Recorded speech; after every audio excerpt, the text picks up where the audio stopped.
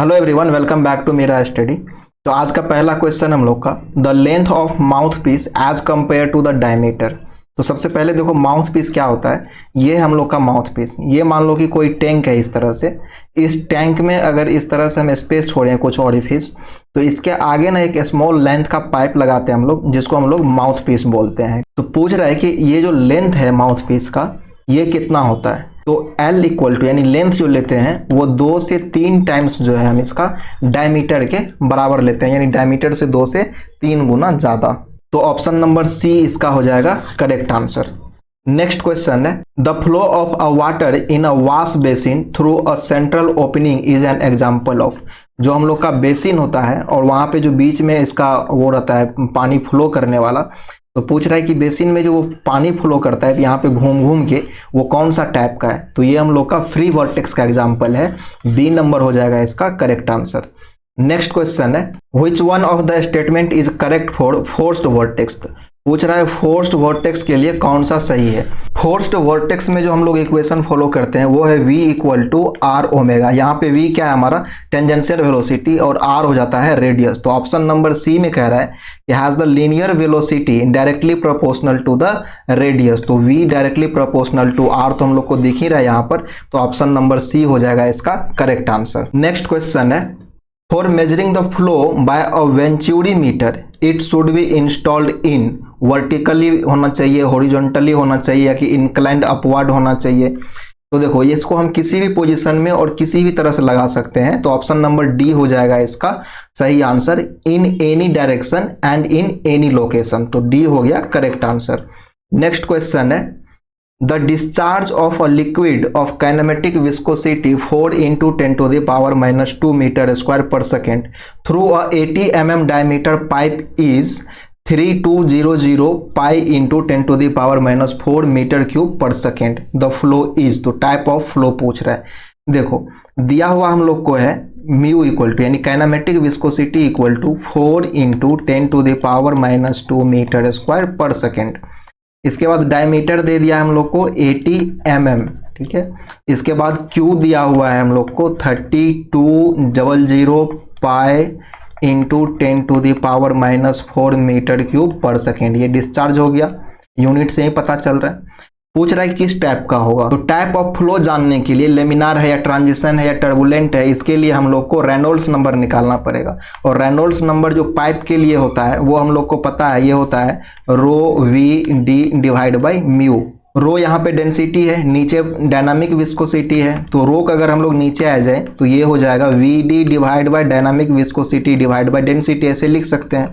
और ये नीचे हो जाएगा काइनेमेटिक विस्कोसिटी, तो ये हो जाएगा v इंटू डी, और ये नीचे हो जाएगा काइनेमेटिक विस्कोसिटी यानी म्यू। तो अब देखो v हम लोग को पता नहीं है, d तो दिया हुआ है और हम लोग को म्यू भी दिया हुआ है, तो v निकालना पड़ेगा। डिस्चार्ज हम लोग को देखो दिया हुआ है q इक्वल टू क्या होता है। तो Q इक्वल टू हम लोग जानते हैं ये होता है एरिया इंटू वेलोसिटी। तो एरिया इंटू वेलोसिटी, एरिया हम लोग डायमीटर दिया हुआ है तो निकाल लेंगे। डिस्चार्ज दिया हुआ है 3200 pi into 10 to the power minus 4। Area हो जाएगा पाई बाय 4 इंटू डी का स्क्वायर। तो डी क्या दिया हुआ है mm में दिया हुआ है, तो इसको हम लोग मीटर में कन्वर्ट करेंगे तो 0.08 हो जाएगा इसका स्क्वायर, और इंटू वेलोसिटी। तो v हम लोग को तो निकालना ही है यहाँ से। तो देखो ये पाई से पाई सबसे पहले कैंसिल हो जाएगा, यहाँ से v इक्वल टू हो जाएगा 3200 into 10 to the power minus 4, और इंटू में चला जाएगा ये 4, और नीचे डिवाइड में आ जाएगा ये 0.08 इंटू 0.08। अब हम लोग यहाँ से कैंसिल करें तो इस पॉइंट को हटाने से 2 जीरो ऊपर जाएगा और इसके हटाने से भी 2 जीरो ऊपर, तो ये हो जाएगा 10 to the power 4, और 10 to the power 4 और 10 to the power minus 4 ये कैंसिल हो जाएगा। अब ये 4 से ये 2 बार में कट जाएगा, 4 दूनी 8, 8 दूनी 16 हो जाएगा ये, और ये 16 दूनी 32, तो ये हो जाएगा 200। तो v इक्वल टू हम लोग को आ गया 200 मीटर पर सेकेंड। अब इस v को हम लोग यहाँ पे रख देते हैं, तो ये हो जाएगा 200 इंटू डायमीटर दिया हुआ है 0.08 मीटर। इसको अगर मीटर में कन्वर्ट करें तो 0.08 मीटर हो जाएगा, डिवाइड बाय काइनेमेटिक विस्कोसिटी जो दिया हुआ है 4 into 10 to the power minus 2। तो अब हम लोग यहाँ से देखें तो ये पॉइंट हटाएंगे तो यहाँ आ जाएगा 10 to the power 2, 10 to the power 2 और -2 ये हो जाएगा कैंसिल। 4 से इसको काटें ये 50 बार में कट जाएगा, तो 50 और गुने 8, 50 और गुने 8 हो जाएगा हम लोग को 400।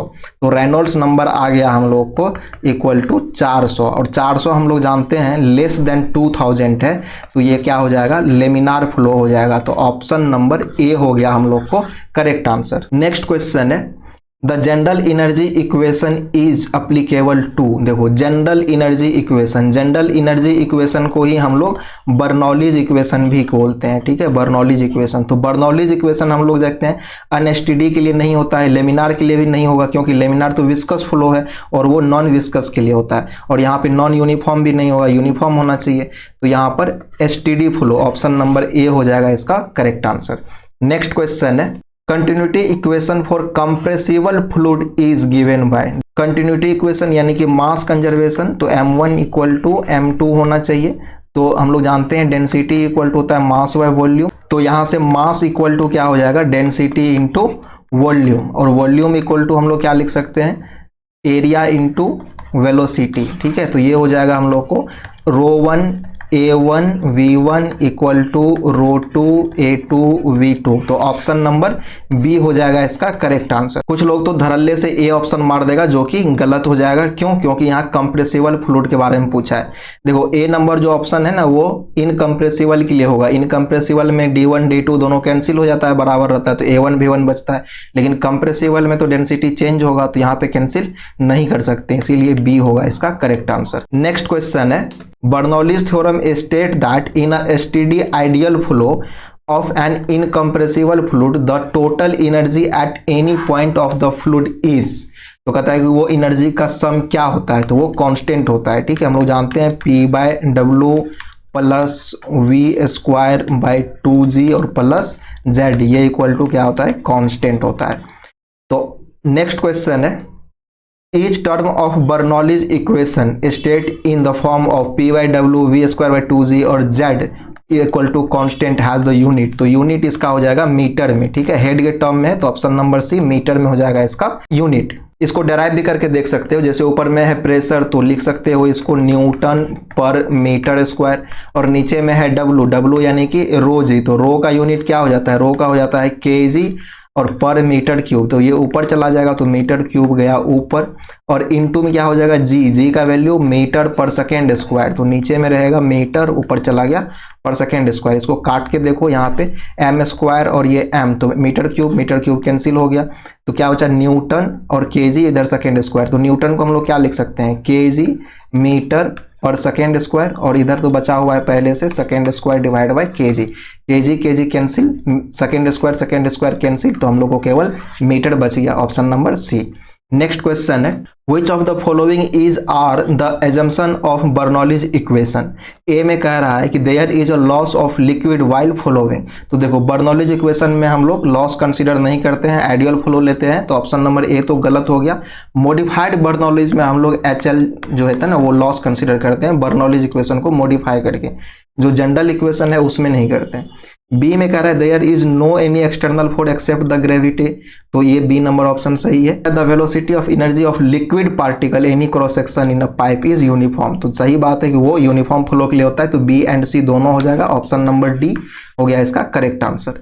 नेक्स्ट क्वेश्चन है the value of coefficient of discharge in comparison to the coefficient of velocity is. तो देखो coefficient of discharge equal to हम लोग लिखते हैं coefficient of contraction into coefficient of velocity. तो देखो कोफिशिएंट ऑफ कॉन्ट्रैक्शन जो होता है वो क्या होता है, एरिया ऑफ वेना कॉन्ट्रैक्टा, और उसके बाद एरिया ऑफ जो पाइप हो जाता है हम लोग को उसका, तो ये क्या होता है, ये लेस देन हो जाता है हम लोग को 1, और अगर किसी भी संख्या को अगर हम लेस देन 1 से मल्टीप्लाई करेंगे तो और घटा देगा, और वेलोसिटी का जो कोफिशिएंट है उसमें इससे मल्टीप्लाई करते हैं, तो जाहिर सी बात है कि CD जो है वो लेस देन आएगा, किससे, ये आ जाएगा CV यानी कि कोफिशिएंट ऑफ वेलोसिटी से, तो ऑप्शन नंबर बी हो जाएगा इसका correct answer less. Next question है the density of fluid does not affect the working of. तो देखो डेंसिटी जो है किसको अफेक्ट नहीं करता है, तो ऑप्शन नंबर डी में दिया हुआ है एन इलेक्ट्रोमैग्नेटिक फ्लोमीटर, इस पे डेंसिटी का कोई असर नहीं पड़ता है, तो डी नंबर हो जाएगा इसका करेक्ट आंसर। नेक्स्ट क्वेश्चन है the average value of coefficient of velocity is of. The order, तो देखो कोफिशिएंट ऑफ वेलोसिटी का भी जो वैल्यू होता है ये बहुत नियर टू 100% होता है, क्लोज रहता है। जैसे कहीं पे लिखा रहेगा 98%, कहीं पे लिखा रहेगा 99%, कहीं पे लिखा रहेगा 97%, तो इसी के आसपास का वैल्यू होता है। और इसके आसपास का वैल्यू इसमें दिया ही नहीं है, तो ऑप्शन नंबर डी यानी कि नॉन ऑफ दीज हो जाएगा इसका करेक्ट आंसर। नेक्स्ट क्वेश्चन है पिटोट ट्यूब मेजर्स। तो देखो पिटोट ट्यूब हम लोग जानते हैं इस तरह का होता है, ठीक है, यहाँ पे स्मॉल ओपनिंग रहता है, इसी में फ्लूइड भरता है। तो पिटोट ट्यूब से हम लोग क्या मेजर करते हैं, तो देखो पिटोट ट्यूब से जो है ना हम लोग डायनामिक प्रेशर को मेजर करते हैं और फिर उससे हम लोग क्या करते हैं, फ्लो का वेलोसिटी को कैलकुलेट करते हैं। तो तभी हम लोग लिखते हैं PS equal to P0 plus PD। ये हो गया हम लोग को डायनामिक प्रेशर, ये हो गया इन्वायरमेंट प्रेशर और ये हो गया एब्सोल्यूट प्रेशर। तो इसके बाद हम लोग क्या करते हैं, यहाँ से वेलोसिटी को कैलकुलेट करते हैं। बर्नौलीज प्रिंसिपल पे ये भी काम करता है, तो ऑप्शन नंबर ए हो जाएगा इसका करेक्ट आंसर। नेक्स्ट क्वेश्चन है dash is the point in a fixed steam where the diameter of the steam is the least and the flow velocity is maximum. तो लीस्ट डायमीटर कहाँ पे होता है, वो होता है वेना कंट्रैक्टा पे। ऑप्शन नंबर ए हो जाएगा इसका करेक्ट आंसर। जैसे हम लोग मान लेते हैं कि ये पाइप ही है और इसमें आप मान लीजिए कि कोई ओरिफिस मीटर लगाए हैं इस तरह से, तो इधर से जो फ्लो बनेगा तो आपको लगता है देखिए कि यहाँ पे मिनिमम होगा और इस तरह से जाएगा, लेकिन ऐसा होता नहीं है। होता इस तरह से है कि स्टीम लाइन बनता है तो ये कुछ आगे जा करके फिर ऐसे आगे की तरफ डाइवर्ज करता है, और ये तो जहाँ पे हम लोग ओरिफिस लगाए हैं ना वहाँ पे एरिया मिनिमम नहीं होता है, एरिया मिनिमम उससे थोड़ा सा आगे होता है, जिस पॉइंट को हम लोग वेना कंट्रैक्टा बोलते हैं। तो ऑप्शन नंबर ए हो जाएगा इसका करेक्ट आंसर। तो इस वीडियो में यहीं तक। अगर आपको कोई भी डाउट है तो आप कमेंट बॉक्स में लिख सकते हैं। वीडियो को अपने दोस्त के साथ जरूर शेयर कीजिए। मिलते हैं फिर अगले वीडियो में।